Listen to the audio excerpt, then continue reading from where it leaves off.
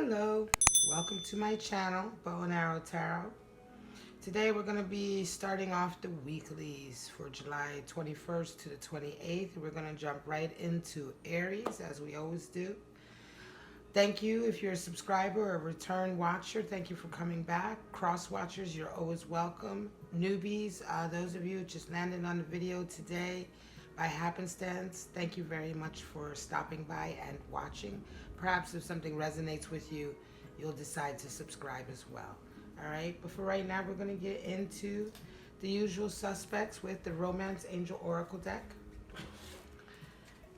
And pull out your 2 cards for the week. If you're new to the channel, you're new to my weekly series, the weekly readings are all about whatever relationship is taking main stage for you this week. So it could be a family issue, an issue with a lover or a friend. It could be an issue at work. It could just be an issue amongst your peer group.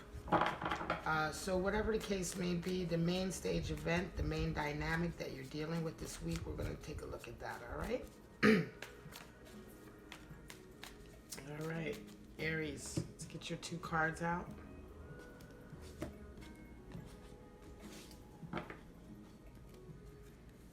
First card out is finances and career. Let's see if this is going to... All right, there we go. All right.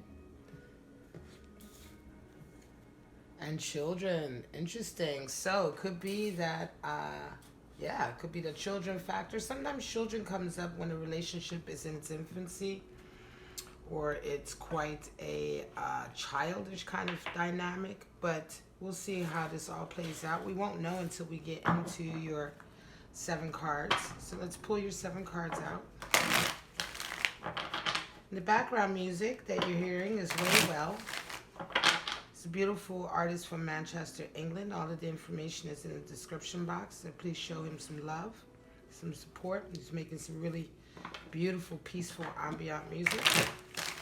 All right, Aries, let's get your 7 cards out and see what's going on.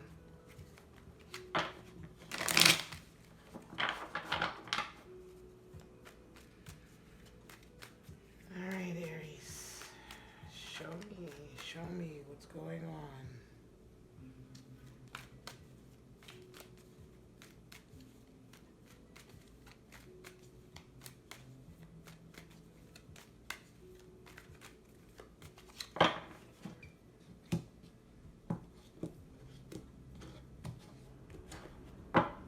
Aries, your first card out is 7 of Cups. So delusions, right? Not being sure what you're wishing for things that are delusional almost in a way sometimes, right? This can be called the card of delusions, but also just hot pie in the sky. 7 is the number for dreams, wishes, and aspirations. But with 7 of Cups, we look at aspirations that are to do with gold, jewels, pride, vanity. You know, there's a castle there. You know, so there's a lot of things there that seem to be, I don't want to say out of your reach, but they're reachable, but is it what you want? Do you want a pile of jewels, right? Do you want vanity? I consider the face to be a sign of vanity. The wreath to be a sign of victory, always winning, right? Perhaps even winning over death, cheating death, being able to cheat death. So some of these, you know, when you have a wreath, you have a skull, it indicates perhaps the idea that you can cheat death. So some of these desires are either unrealistic or perhaps they're really rooted in the materialistic, right? And so 7 of Cups always talks about reevaluating what it is we're wishing for in our relationships, you know. Your next card out is 5 of Wands for you. Page of Pentacles for your person, and the Fool for the relationship. Interesting. So can indicate a young relationship, right? So your person has Knight of Swords for their card. They have 7 of Wands for you, so that's interesting. That ties in with the 7 of Cups up here. And then they have the Moon for the relationship, so that can indicate some hidden truths, right? Bottom of the deck, we have Ace of Pentacles. So there's a lot of inspiration here. Certainly seeming to feel like something new is starting. right? Something new is coming into play, right? But let's get right into it. So we got for you Aries 5 of Wands for your card. And so I think right now you're feeling like you're really being pulled into a power struggle of sorts with others, a power struggle of ideas, of viewpoints, standpoints, right? And it just seems to be a lot of bickering. You don't seem to be on the same page. It could be that in general, with people around you right now, you just seem to be on a kind of discordant kind of energy. And that's okay. You know, sometimes this can happen. You know, oftentimes we think life should always be harmonious, right? But in times of strife, right? So in times of discord, when we have something like a power struggle like this going on, there's always something to be learned from it, right? So don't get caught up too much in the actual nitty gritty of the struggle and the minutia of the struggle. Try to take a step back and look at what's going on. Why is there a power struggle? Why are people arguing? What are they arguing over? Why are they coming to you with that? Certainly you feel like you're right in the middle of this maelstrom, as it were. Okay, because this is the card that you have for yourself, how you see yourself. So it certainly feels as though you're seeing yourself pulled into a lot of, or perhaps just see yourself right now like not having harmony around you with general interactions, right? So your person sees himself as a Knight of Swords. So this person is the one who comes. They're the knight in shining armor. Almost, they come to your aid. They come in very fast. They're the supportive knight. They're the one who's going to help you on your way, help you formalize your thoughts, help you formalize your ideas. You know, the Knight of Swords can can be very helpful when it comes to solidifying your ideas, right? And keeping a momentum with them, right? Ensuring that your communication is true to who you are, right? That you're communicating from the heart. Knight of Swords is air of air energy, so it's very fast. It can whip up and change very quickly as well. And so sometimes the Knight of Swords can be quite moody. They can be quite up and down, right, with their energy. They're always very fast though, right? So this doesn't indicate that they're always positive and moving forward. It just indicates that their movements, right, sometimes from different places can be very quick and direct. And so just as their movements from place to place, their general energy can be like that, so can their moods, right? So, but they see themselves as a helper. They see themselves as a guardian. They could be seeing themselves as generally the person who comes in and fixes things, the person who comes in and saves the day. They certainly have a lot of self-esteem for themselves. They hold themselves in high regard, and I believe others probably hold them in a fairly high regard too, but this is the type of individual that you have to kind of vibe with. Not everybody's going to get them. This is somebody that people love or hate, right? They're very unabashed.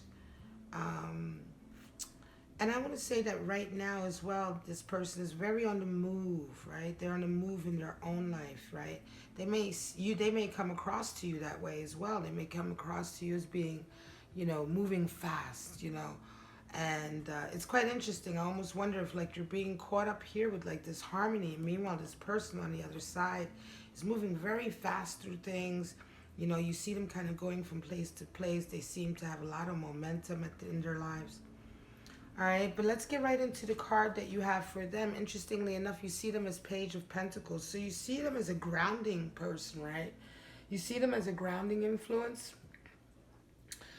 You see them as someone that you can work with. The Page of Pentacles, oftentimes, yes, they bring in messages and opportunities to do, certainly with abundance and wealth, right? Messages that are to do with new opportunities and abundance and wealth. But as a character, when you pull this card to indicate someone else, as a character, Page of Pentacles is Earth of Earth. So it's the most grounded. This person is very grounded. This person is very practical.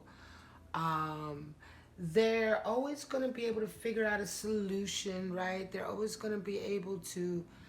this is the person that when things are kind of out of hand, around you. Perhaps you have a lot of tasks to get done, or you have a lot of jobs on the go. And this is the person who can find a very logical, concrete, grounded way through all of that. They can help you navigate chaos sometimes when it comes to chaos in your everyday life, right?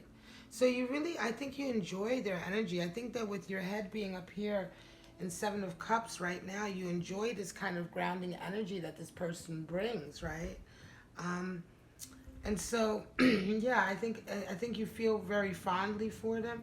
Now, it could very much be that you're having a lot of discord right now, and it is to do with finances, right?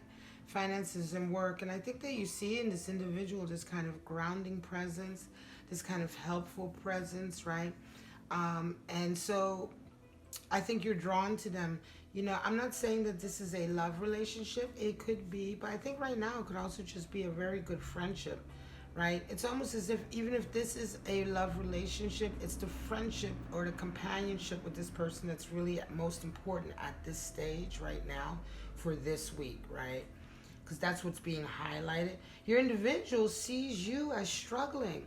So it's quite interesting. You see them as helping and being grounded and supportive, and they see that you're in this struggle. They see you as a Seven of Wands.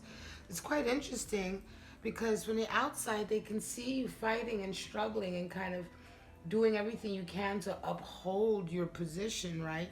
And you, from the inside, feel yourself in the middle of the struggle. So you guys are very in tune with each other. You're very much on the same page. This individual could certainly be someone like a family friend, okay? They can be interesting. You have children here. I wonder if you have some concerns about children. It could be that you're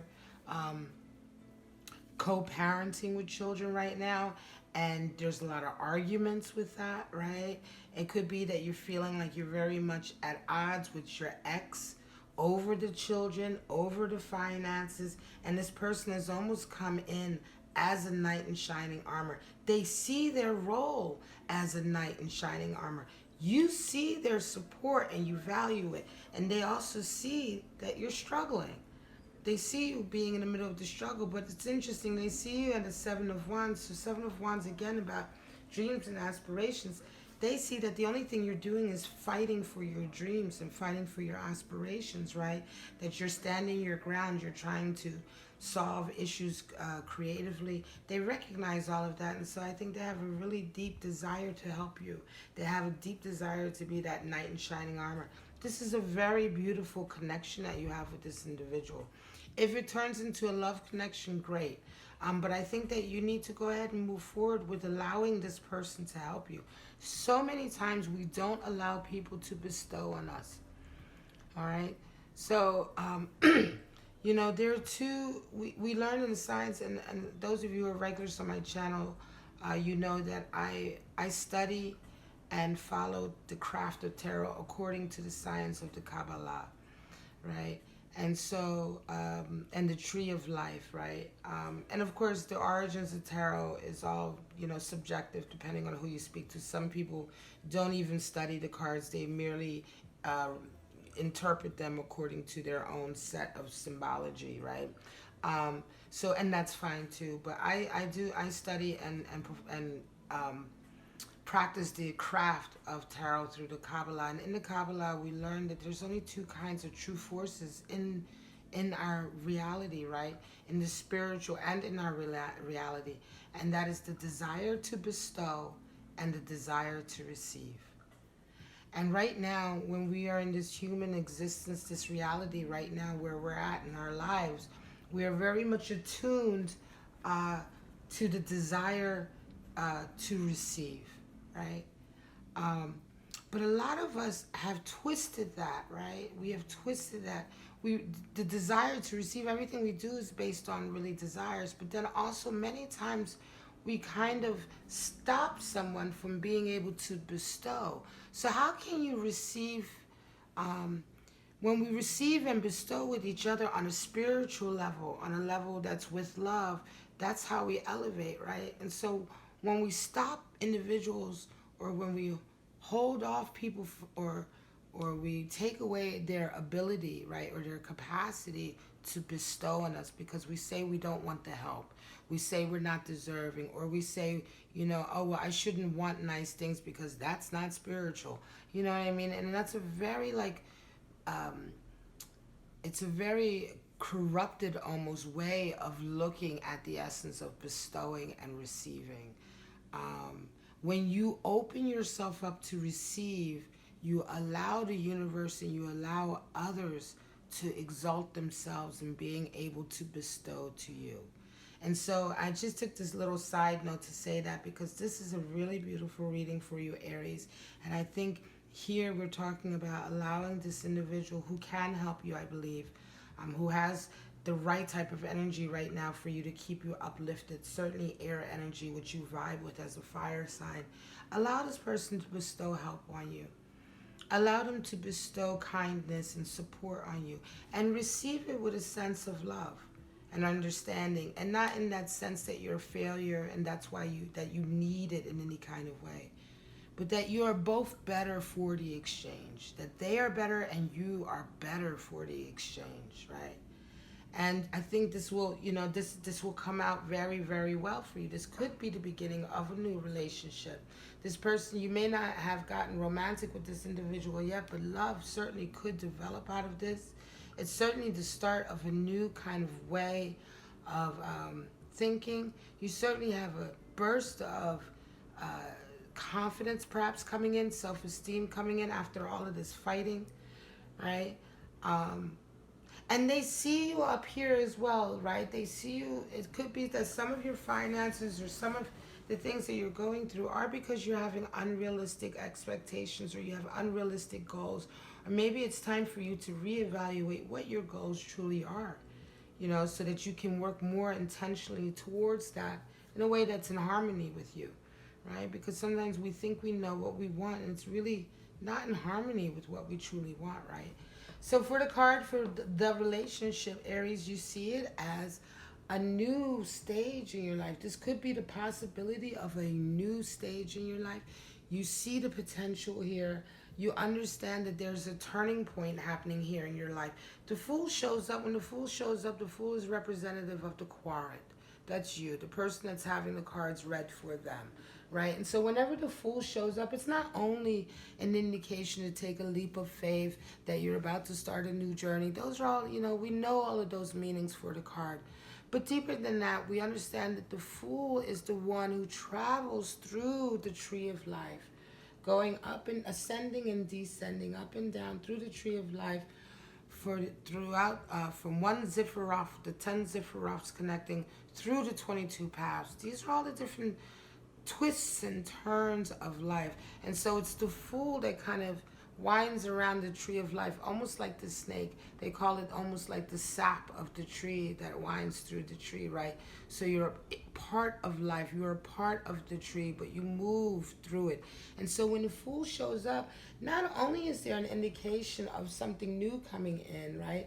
But there's an indication that now is the time for you to be extremely conscious of what's happening, to open your eyes, right? When we talk about a leap of faith, we're not talking about jumping with your eyes closed. We're talking about a leap of faith because you don't know what's coming, and so you have to have courage where you're going. But this is not to say that you should go with your eyes closed. Right now, you should be keeping your eyes open, because it's at times like this, there's certain times in our lives when changes happen, but where we need to be very, very conscious of everything that's going on, lest we ignore the lesson. Otherwise, we don't learn the lesson in that hyper-focus point of change and things coming into your life, and now your life changes, right? There's so many things that have to happen for a life to take a left turn, or for a life to suddenly like evolve into this great place from a place of a lot of sorrow. There's so many things that have to happen. So it's at those moments that you need to be extra, you need to pay extra attention. You need to be extra conscious. You know, be aware of the breaths that you're taking. Be aware of you're walking and being in life. You know, be hyper aware of each moment as it unfolds, because you are open in times like this to a lot of spiritual energy, spiritual messages coming in, tweaks in your harmony, tweaks in your vibration that come in, understandings that suddenly come in, epiphanies happen at times like this, right? So if you're aware, if you're thinking, then the epiphany comes. If you're not thinking, then you may not even, your consciousness may not even be open to it. And your person does, however, see the moon for the relationship, so they're not quite sure yet, right? They see that there is some hidden issue here. There is some hidden information. And so I wonder what that's about. I wonder if that it's just simply because this seems to be a very early relationship. I think this is quite a new relationship. And I think that both of you have a sense of not really knowing what's going to happen next. Your person is more in moon, whereas you're more willing to take that leap of faith. But your person, it's not that they're not willing to take the leap of faith, but they're very aware that this relationship right now, they're not sure of where it stands, how it's going to come out. And inherent in that moon energy, there is trepidation. We generally have a little bit of trepidation with that moon energy. So it could be that your person may need for you to speak up. So it could be that boundaries may need to be set, or the relationship may need to be more defined, right? If you want to hold on to your person in this current capacity, I think that this moon energy also has to do with they're seeing this outside of you as well. I think they just don't know what it is you want per se. They're not sure necessarily how they're feeling. This, like I said, this is a new relationship, I think. But certainly if it isn't a new relationship, it's an old relationship that's suddenly taken on a very new energy. Let me get some cards out for you guys. I'm just going to pull your 3 cards to wrap this up for your reading this week. So I guess the message here is certainly take the help, take the assistance, allow someone to bestow onto you, allow them to help you through this quite difficult period, and take some time perhaps to now that maybe things are, you have this individual in your life helping you or assisting you, whether it be spiritually, emotionally, or even financially. It's time to maybe reevaluate what your true aspirations are. Show me what's going on for Aries this week. Show me.